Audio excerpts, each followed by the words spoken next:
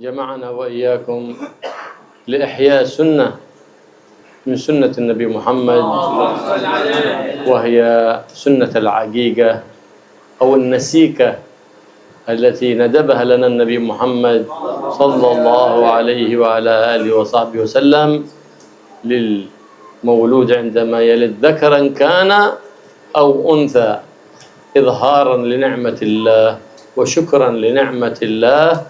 فقال حبيب الله محمد حبيب الله مصطفى صلى الله عليه وآله وصحبه وسلم: الغلام أو الجارية مرهون بعقيقته، أي ينمو أمثاله ويحفظه الله سبحانه وتعالى من كل أذى وبلاء ببركة هذه النسيكة التي تعق عنه. فينبغي للإنسان أن يحرص على هذه السنة التي سنها لنا النبي محمد صلى الله عليه وعلى آله وصحبه وسلم. Bismillah, alhamdulillah, wassalatu wassalamu ala rasulillah sayyidina Muhammad bin Abdillah wa ala alihi wa sahbihi wa man walah. Wala hawla wala quwwata illa billah. Rabbi shrah li sadri wa yassir li amri wahlul 'uqdatam min lisani yafqahu qawli wa saddid lisani wahdi qalbi bihaqqi sayyidina Muhammadin al-ali ma ba'd. Beliau Al-Habib Abdullah bin Abdurrahman Al-Mukhdar memuji kepada Allah Subhanahu wa taala, alhamdulillah, yang telah mengumpulkan kita untuk menghidupkan sunnah daripada sunnah-sunnahnya Nabi Muhammad sallallahu alaihi wasallam, yaitu adalah sunnah aqiqah atau bisa disebut juga nasikah, yang mana Nabi sallallahu alaihi wasallam menganjurkan hal tersebut untuk kelahiran seorang anak, baik laki-laki ataupun perempuan, dalam rangka untuk menampakkan kenikmatan yang telah diberikan oleh Allah Subhanahu wa taala. Karena bersyukur atas nikmat yang telah diberikan oleh Allah Subhanahu wa taala, maka beliau sallallahu alaihi wasallam bersabda, "Al-ghulamu atau al-jariyatu murtahinun bi'aqiqatih." Seorang anak, baik perempuan ataupun laki-laki, itu tergadaikan dengan aqiqahnya. Artinya seorang anak tersebut, baik laki-laki atau perempuan, dia tidak akan tumbuh seperti tumbuhnya bayi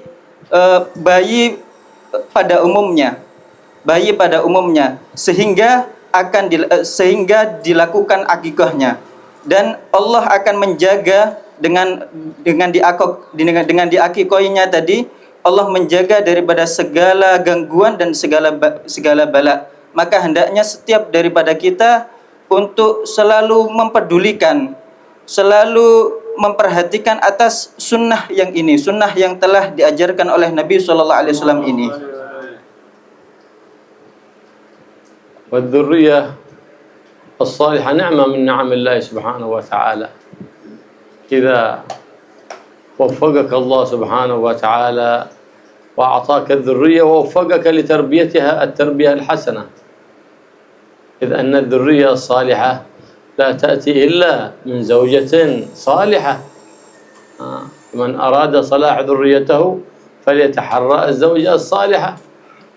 إن شاء الله تكون وإياكم زوجاتنا صالحات، ويرزقنا الله وإياكم ذريات صالحات، وإن شاء الله ويجعل قدوم المولود المبارك أحمد أرشد قدوم خيرات وبركات على أهله وعلى أبيه وعلى أمه وعلى جده وعلى جدته وعلى أهليه وعلى أعمامه وأخواله، قدوم خير وبركة إن شاء الله، ويجعل أمه من الصالحات، فيعطيهم الله سبحانه وتعالى الصحات والعافيات. Keturunan yang baik, keturunan yang saleh itu adalah nikmat dari Allah Subhanahu wa taala. Jika seseorang tadi diberikan taufik, pertolongan oleh Allah Subhanahu wa taala untuk dapat mendidik keturunan tadi, anak yang telah diberikan oleh Allah Subhanahu wa taala dengan pendidikan yang baik. Dan keturunan yang baik itu tidak akan ada kecuali daripada istri yang salihah.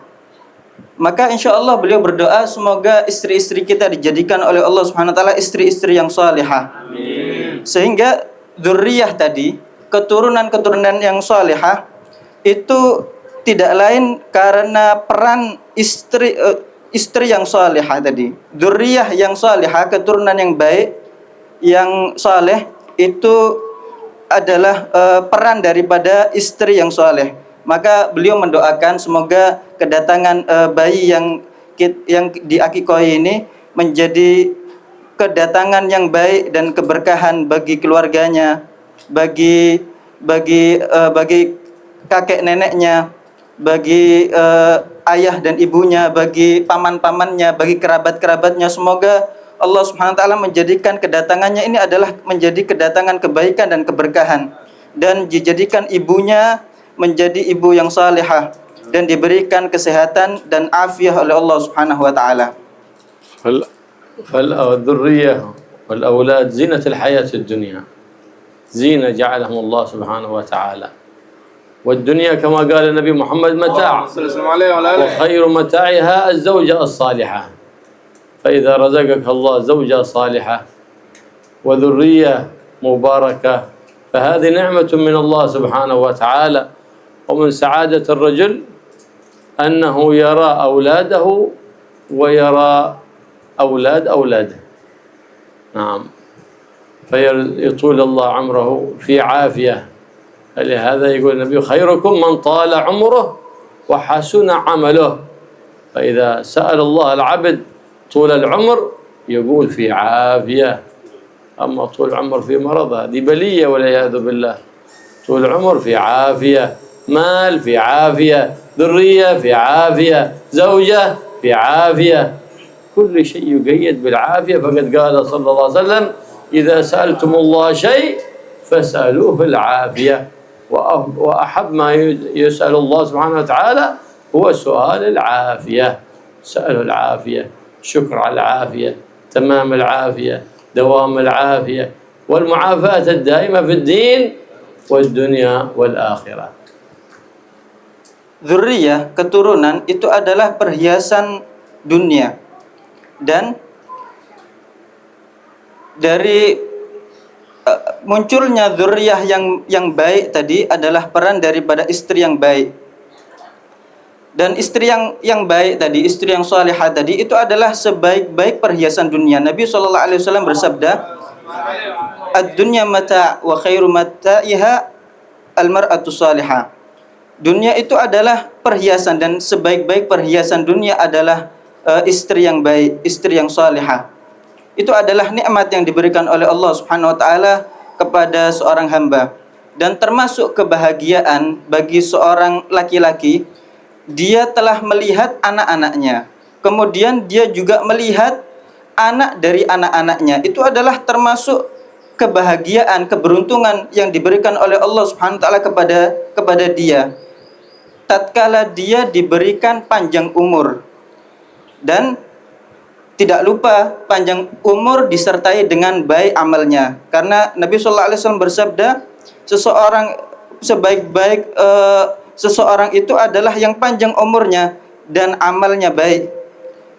Apalah arti panjang umur akan tetapi amalnya itu tidak baik? Maka hendaknya kita tatkala meminta sesuatu kepada Allah Subhanahu wa taala, kita minta juga sertakan di dalam keadaan afiah. Kita minta dzurriyyah dalam keadaan afiah. Kita minta panjang umur dalam keadaan afiah, dalam keadaan selamat.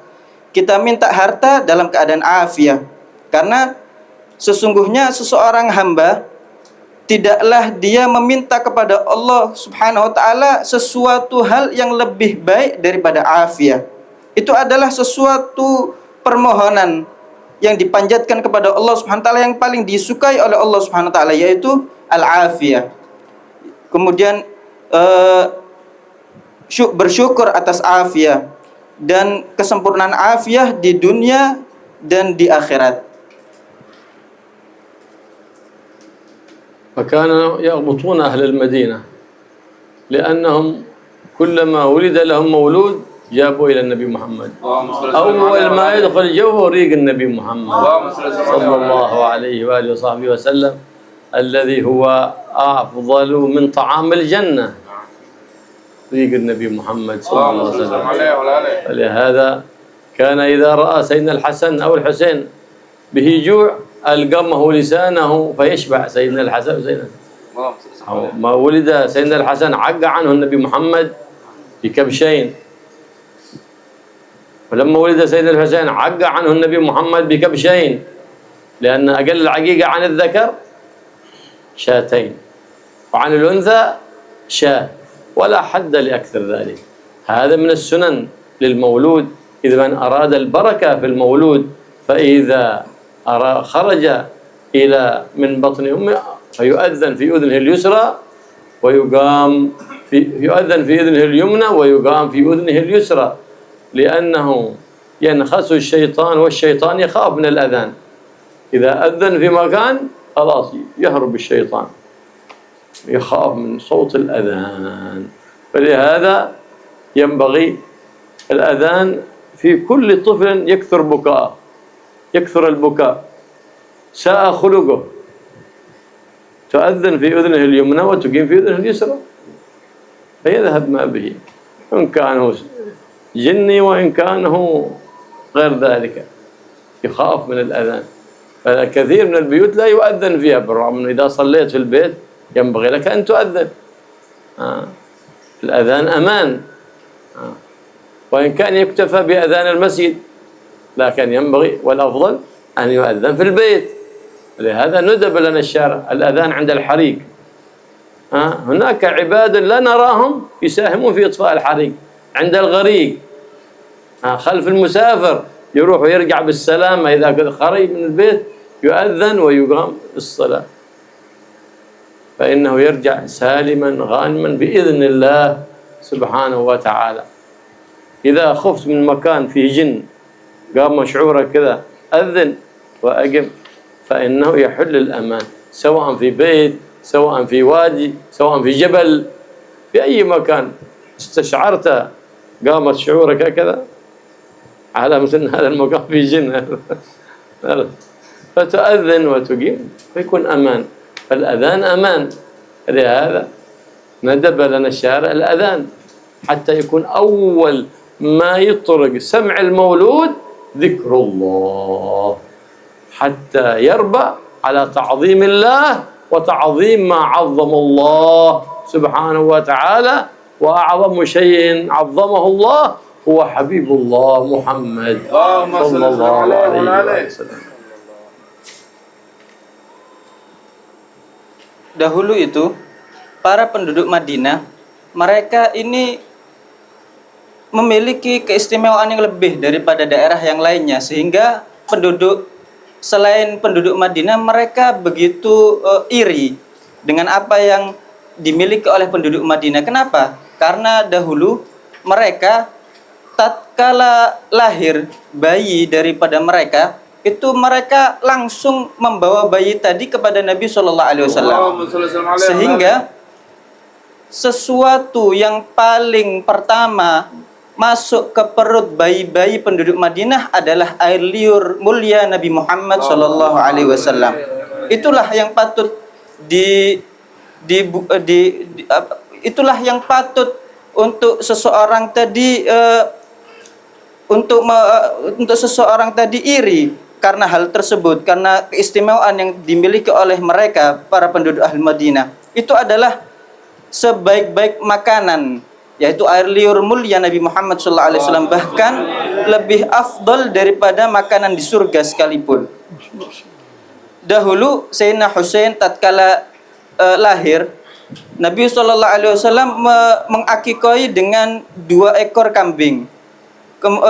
Begitu pula tatkala lahirnya Sayyidina Hasan, beliau juga mengakikoi dengan 2 kambing, karena paling sedikitnya akikoh bagi laki-laki itu adalah 2 kambing. Kemudian paling sedikitnya minimal akikoh untuk bayi perempuan adalah satu kambing, dan tidak ada batas untuk banyaknya, tidak ada batas untuk maksimalnya. Dan ini adalah sunnah bagi setiap bayi yang dilahirkan, yang diajarkan oleh Nabi SAW.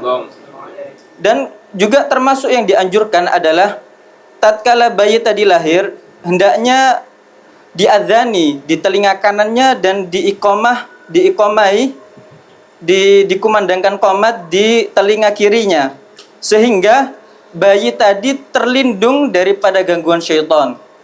Dia tidak akan tersentuh sedikit pun daripada gangguan syaitan, karena syaitan itu takut dengan azan. Oleh karena itu kata beliau, jika kita mendapati ada seorang bayi yang sering kali menangis, suka menangis, atau kita menemukan seorang bayi, anak kecil yang akhlaknya itu tidak baik, maka hendaknya kita mengadzani di telinga anak kecil tadi atau bayi tadi yang suka menangis, sehingga Allah akan merubah keadaannya tadi. Karena azan tadi itu ditakuti oleh syaitan, baik syaitan daripada jin ataupun yang lainnya. Maka tatkala kita ini di rumah untuk melaksanakan sholat, kita dianjurkan untuk mengumandangkan azan terlebih dahulu sebelum kita sholat, agar rumah kita tadi dikumandangkan azan, sehingga rumah tadi jauh daripada gangguan syaitan. Sangat disayangkan, jarang sekali rumah-rumah kita ini dikumandangkan azan, meskipun azan daripada masjid tadi cukup untuk hal tersebut, akan tapi kita tetap dianjurkan setiap kali akan sholat di rumah, maka ataupun di luar rumah, maka hendaknya kita mengumandangkan azan terlebih dahulu. Juga dianjurkan mengumandangkan azan bagi seseorang yang tertimpa kebakaran ataupun terkena musibah, dia dikumandangkan azan. Kemudian tatkala seorang tadi ingin bepergian, maka dianjurkan hendaknya seseorang tadi diazani, dikumandangkan azan. Tatkala seseorang tadi akan musafir, hendaknya salah seorang daripada orang di sekitarnya tadi mengumandangkan azan, sehingga orang yang musafir tadi akan kembali dalam keadaan selamat biiznillah. Termasuk juga dianjurkan mengumandangkan azan tatkala kita berada di tempat yang mana kita takut di tempat tersebut. Ciri-cirinya tatkala kita di suatu tempat yang mengerikan, kemudian kita merasakan perasaan-perasaan ketakutan tatkala di tempat tersebut, baik di lembah ataupun di gunung ataupun di tempat manapun, tempat yang kita merasa takut di dalamnya, maka dianjurkan untuk kita mengumandangkan azan. Karena azan di dalam azan tadi terdapat keamanan dari Allah Subhanahu wa taala. Maka tadi bayi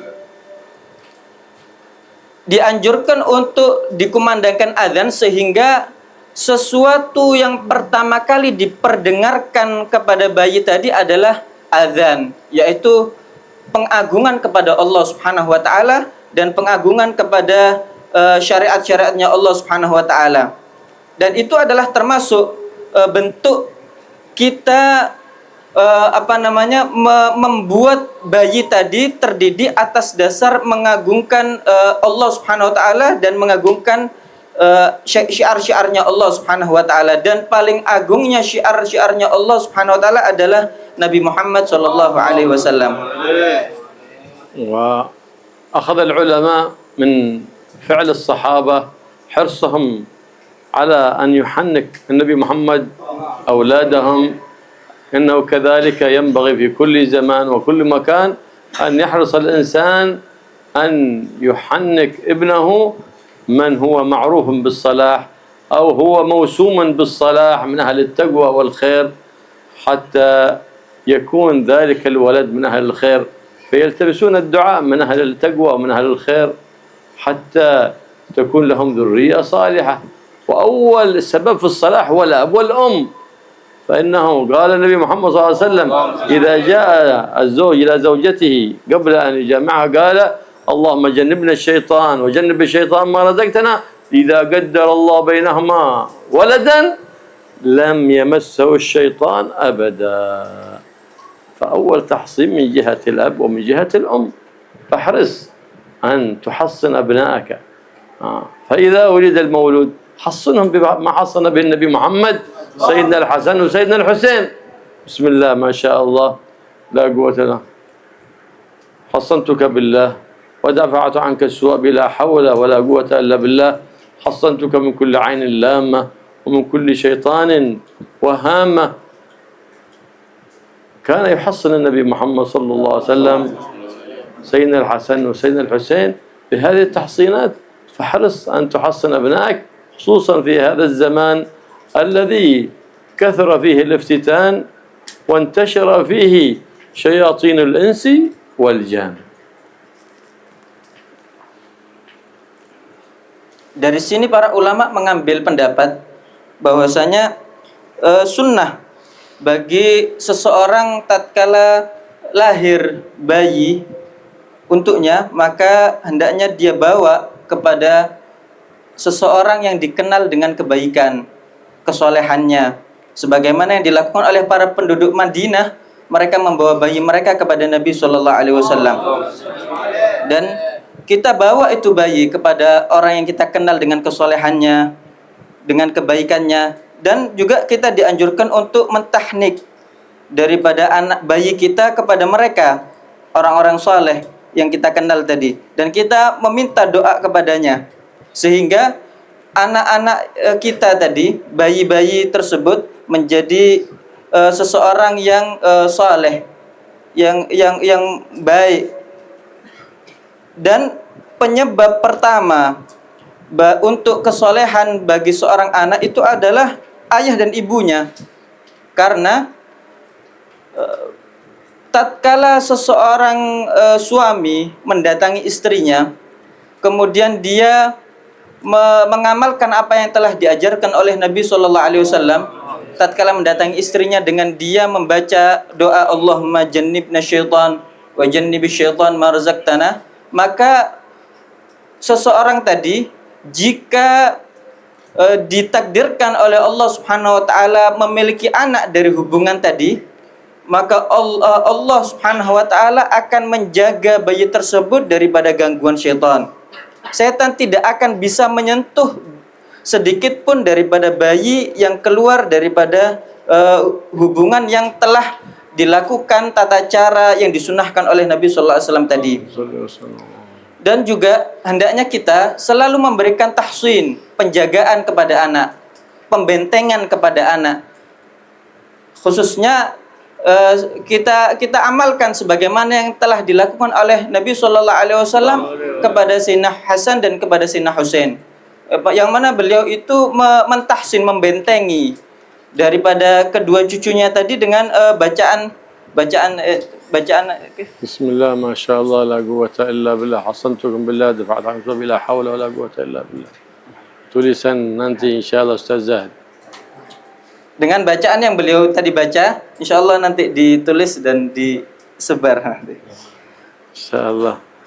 Allah يجعل هذا المولود إن شاء الله مبارك، مولود أحمد أرشد إن شاء الله، ويجعل له قلبا نويرا وبصيرة نويرة، ويبارك فيهما، ويبارك في أبيه وأمه، ويبارك في أهليه وذويه وأقاربه جميعا. يجمعنا إياكم في خير وعلى خير، ويقرب منا ومنكم كل خير، ويبعد عنا وعنكم كل شر وبوس وضير، ويبارك في هذا المولود أحمد أرشد إن شاء الله، يجعله في الصالحين الطائعين العابدين الناشرين لشريعة النبي محمد سيد الأولين والآخرين، المحيين لسنته يا رب العالمين، ويجعله إن شاء الله من الذين عاملين بالقرآن، من حفاظ القرآن، من العلماء العاملين، ويرزقنا وإياكم يا رب ذرية صالحة تنشر شريعة النبي محمد، تحيي سنة النبي محمد يا رب العالمين، ويبارك لكم في بقية شعبان،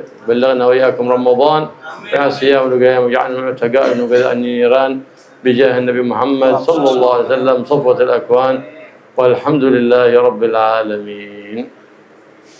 بسم الله الرحمن الرحيم. الحمد لله رب